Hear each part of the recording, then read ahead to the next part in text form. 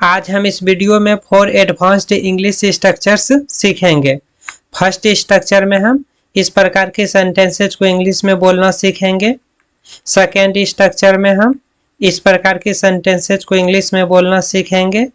Third structure में हम इस प्रकार के सेंटेंसेस को इंग्लिश में बोलना सीखेंगे। और फोर्थ स्ट्रक्चर में हम इस प्रकार के सेंटेंसेस को इंग्लिश में बोलना सीखेंगे।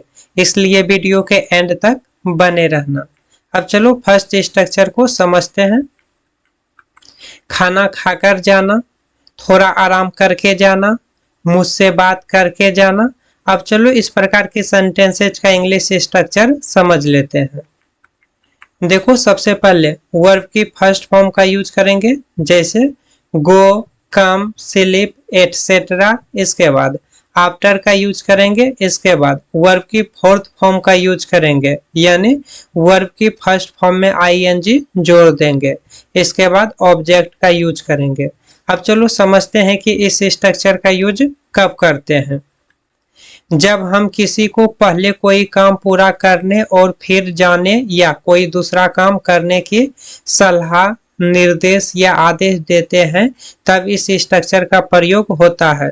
अब चलो इसको एग्जाम्पल के हेल्प से समझते हैं।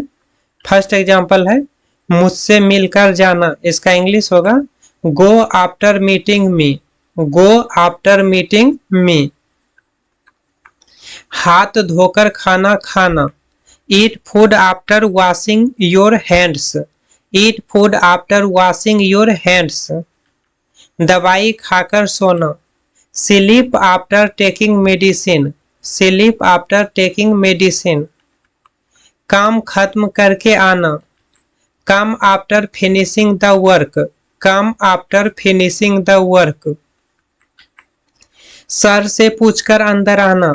Come inside after asking sir. Come inside after asking sir. पढ़ाई करके ही खेलने जाना। Go to play after studying. Go to play after studying. मुझसे बात करके जाना। Go after talking to me. Go after talking to me. खाना खाकर जाना। Go after eating food. Go after eating food. चाय पीकर जाना। इसका इंग्लिश कमेंट में लिखिए। अब चलो सेकेंड स्ट्रक्चर को समझते हैं। यह फिल्म देखने लायक है। यह जगह घूमने लायक है। यह किताब पढ़ने लायक है। देखो, इन सभी सेंटेंसेज में लायक है कॉमन है। अब चलो इस प्रकार के सेंटेंसेज का इंग्लिश स्ट्रक्चर समझ लेते हैं। देखो, सबसे पहले सब्जेक्ट का यूज करेंगे। यदि प्रेजेंट टेंस रहेगा तो इज, एम, आर में से किसी एक का यूज करेंगे। यदि पास्ट टेंस रहेगा तो वाज या वर में से किसी एक का यूज करेंगे अकॉर्डिंग टू सब्जेक्ट। और यदि सेंटेंस में नहीं रहेगा तो नॉट का यूज करेंगे। इसके बाद वर्थ का यूज करेंगे। इसके बाद वर्ब की फोर्थ फॉर्म का यूज करेंगे, यानी वर्ब की फर्स्ट फॉर्म में आईएनजी जोड़ देंगे। अब चलो समझते हैं कि इस स्ट्रक्चर का यूज कब करते हैं। जब हमें किसी चीज, जगह या कार्य की गुणवत्ता यानी वैल्यू बतानी हो कि वह कार्य करने योग्य या लायक है या नहीं, जैसे देखने लायक, पढ़ने लायक, खरीदने लायक, तब इसका इस्तेमाल होता है। अब चलो इस स्ट्रक्चर को एग्जाम्पल के हेल्प से समझते हैं। फर्स्ट एग्जाम्पल है यह पानी पीने लायक नहीं है। इसका इंग्लिश होगा this water is not worth drinking. This water is not worth drinking. यह खाना खाने लायक नहीं है। This food is not worth eating. This food is not worth eating. यह फिल्म देखने लायक है। This movie is worth watching. This movie is worth watching. यह किताब पढ़ने लायक है। This book is worth reading. This book is worth reading. यह जगह घूमने लायक है। This place is worth visiting. This place is worth visiting. यह पुराना फोन खरीदने लायक नहीं है। This old phone is not worth buying. This old phone is not worth buying. यह कार खरीदने लायक नहीं है। इसका इंग्लिश कमेंट में लिखिए। अब चलो थर्ड स्ट्रक्चर को समझते हैं। मेरा अंग्रेजी सीखने का मन कर रहा है। मेरा चाय पीने का मन कर रहा है। अब चलो इस प्रकार के सेंटेंसेज का इंग्लिश स्ट्रक्चर समझ लेते हैं। देखो, यदि पॉजिटिव सेंटेंस रहेगा तो सबसे पहले सब्जेक्ट का यूज करेंगे, इसके बाद फील या फील्स का यूज करेंगे अकॉर्डिंग टू सब्जेक्ट, इसके बाद लाइक का यूज करेंगे, इसके बाद वर्ब की फोर्थ फॉर्म का यूज करेंगे, इसके बाद ऑब्जेक्ट का यूज करेंगे। यदि निगेटिव सेंटेंस रहेगा तो सब्जेक्ट का यूज करेंगे, इसके बाद डोंट या डजंट का यूज करेंगे अकॉर्डिंग टू सब्जेक्ट, इसके बाद फील लाइक का यूज करेंगे, इसके बाद वर्ब का फोर्थ फॉर्म का यूज करेंगे, इसके बाद ऑब्जेक्ट का यूज करेंगे। यदि इंट्रोगेटिव सेंटेंस रहेगा तो सबसे पहले डू या डज का यूज करेंगे, इसके बाद सब्जेक्ट का यूज करेंगे, इसके बाद फील लाइक का यूज करेंगे, इसके बाद वर्ब की फोर्थ फॉर्म का यूज करेंगे, इसके बाद ऑब्जेक्ट का यूज करेंगे।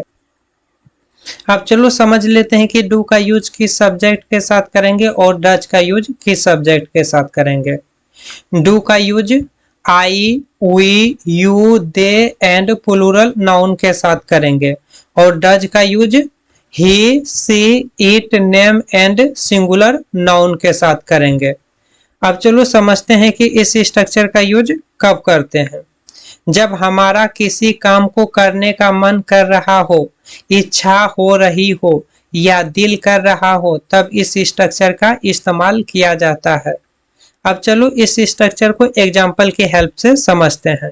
फर्स्ट एग्जाम्पल है, मेरा अंग्रेजी सीखने का मन कर रहा है। इसका इंग्लिश होगा I feel like learning English. I feel like learning English. इसका निगेटिव क्या होगा, I don't feel like learning English. I don't feel like learning English.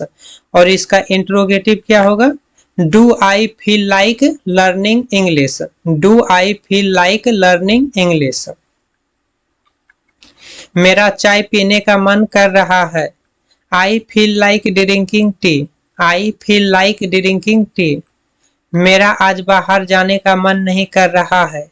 I don't feel like going out today.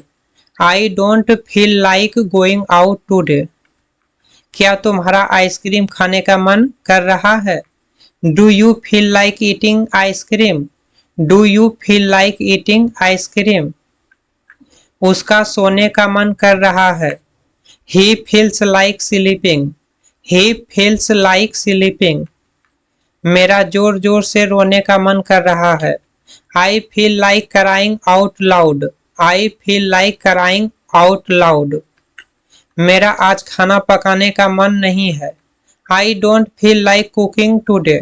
I don't feel like cooking today. मेरा pizza खाने का मन कर रहा है। इसका इंग्लिश कमेंट में लिखिए। अब चलो स्ट्रक्चर फोर्थ को समझते हैं। वह पढ़ता रहता है। वह बोलता रहता है। अब चलो इस प्रकार के सेंटेंसेज का इंग्लिश स्ट्रक्चर समझ लेते हैं। यदि प्रेजेंट टेंस रहेगा तो सबसे पहले सब्जेक्ट का यूज करेंगे, इसके बाद कीप या कीप्स का यूज करेंगे अकॉर्डिंग टू सब्जेक्ट, इसके बाद ऑन का यूज करेंगे, इसके बाद वर्ब की फोर्थ फॉर्म का यूज करेंगे, इसके बाद ऑब्जेक्ट का यूज करेंगे। यदि पास्ट टेंस रहेगा तो सबसे पहले सब्जेक्ट का यूज करेंगे, इसके बाद केप्ट का यूज करेंगे, इसके बाद ऑन का यूज करेंगे, इसके बाद वर्ब की फोर्थ फॉर्म का यूज करेंगे, इसके बाद ऑब्जेक्ट का यूज करेंगे। अब चलो समझते हैं कि इस स्ट्रक्चर का यूज कब करते हैं। जब कोई व्यक्ति किसी काम को लगातार करता रहता है या पास्ट में करता रहा, रुकता नहीं है, तब इस स्ट्रक्चर का प्रयोग होता है। अब चलो इसको एग्जाम्पल के हेल्प से समझते हैं। वह मुझे परेशान करता रहता है। इसका इंग्लिश होगा he keeps on disturbing me. He keeps on disturbing me. वह मुझे परेशान करता रहा। He kept on disturbing me. He kept on disturbing me. वह दिन भर बोलता रहता है। ही keeps on talking all day. He keeps on talking all day. तुम हमेशा शिकायत करते रहते हो. You always keep on complaining. You always keep on complaining. वह पूरी रात रोती रही. She kept on crying all night. She kept on crying all night. वे बारिश में भी खेलते रहे.